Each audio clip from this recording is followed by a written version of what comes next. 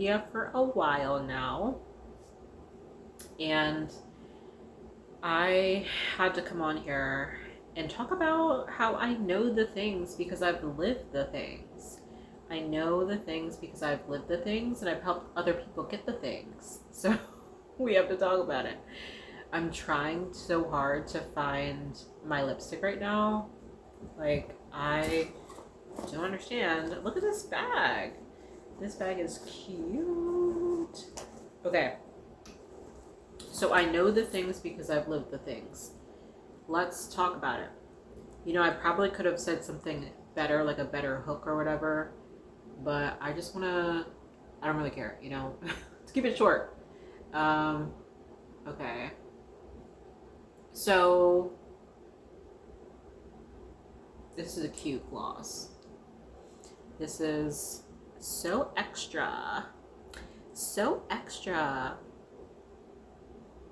Brilliant, and I don't know what that says, lip gloss.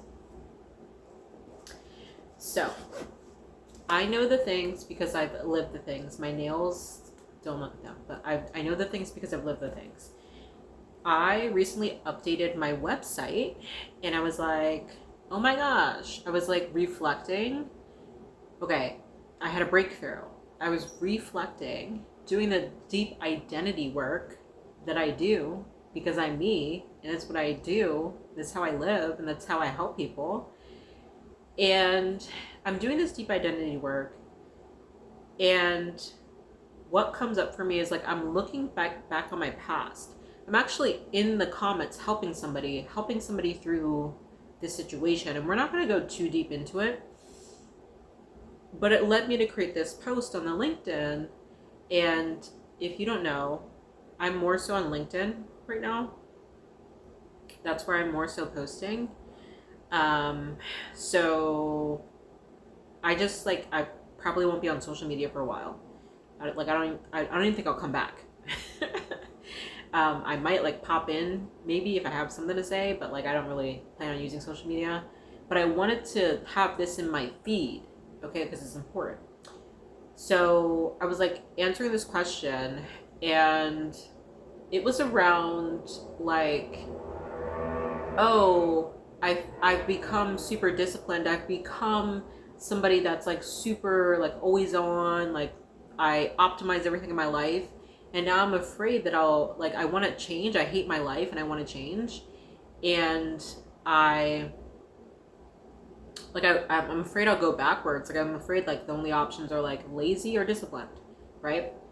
So I made this post on LinkedIn recently, go check it out, where I was talking about how I've been there, I have lived it, and I know exactly what to do to shift out of that and to go to the next level, and not like to not go backwards, right? Like the thing that we might not understand is we think those are the two options. We think that we might go backwards, but really, once you've shifted at the identity level and you've done so much work, you don't really, I'm not saying it's impossible, but your next level is actually like being a little bit more chill and balanced and embracing that. And like, because like once you've done the thing, you always, you know, I saw this perfect post on Instagram. It was talking about, it was like, it's perfect. I saved it. It was about how like once you run it up, you can always run it up again. And I just love the way that this person communicated it. And I was just like, this is absolutely amazing. It was so hilarious. And so that's the thing. Once you've run it up, you can run it up again. Once you've done the things, you can do it again. So, and once you really train your body and your mind to do that, like you become that person.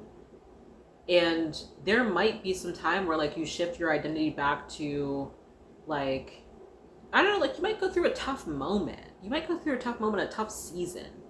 But that doesn't mean that like you fully changed unless it like happens for like a super long time. And like, but then it's like you've been that person before, you can do it again. You can become that person again. You can do it again. You've already done it before, right? So, and again, I don't want to make this video too long. We don't have but more than 10 minutes. So I'm not going to dive deeper into this topic, but what I will say is that inspired me. It kind of like something clicked, and it was like, okay, wait. Let me look at my past, because now that I've had this realization helping this person, now that I've had this realization of like, I've put in so much work to become the person I am today, and it's like I've done so much, but I actually don't know how much I've done because I haven't really looked at the past too deeply. So then I started to track year by year what all happened, like what had occurred. And I never set out or intended to like get into self-improvement coaching or anything like that, or like personal development coaching. I had never set out to do that. I mean, there was a point in time where I was like maybe doing something spiritual, but I had never intended to go down this route until I intended to go down this route. And the very first point, we can take it all the way back to high school. I said to myself this motto: do things outside your comfort zone. Just do things outside your comfort zone. Like, your life will change if you do things outside your comfort zone. It led me to start my first business with terrible fun anxiety, 19 years old. That led me to become a community manager for a national co-working club for women called Ladies Work Remote. Did that for 3 years. And that's where I wanted to start off with this conversation, because I did that back in 2018.